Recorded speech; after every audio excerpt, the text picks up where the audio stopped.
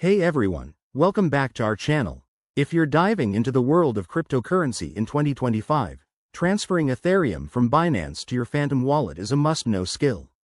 Whether you're a beginner or just need a quick refresh, this guide will make the process simple and secure. Let's jump right in. First things first, make sure you have both a Binance account set up and the Phantom Wallet app installed on your device.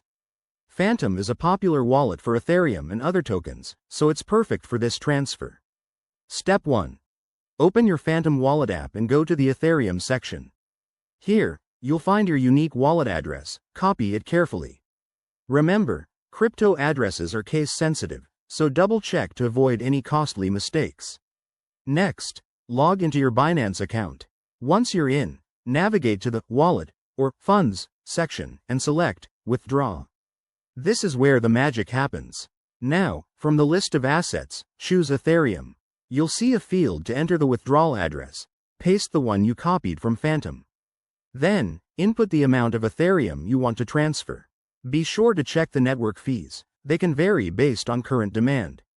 Before you hit confirm, review everything one more time. This includes the address, amount, and the network you're using. Stick to the Ethereum network for this transfer. Once you're confident, click Confirm and complete the two-factor authentication if required.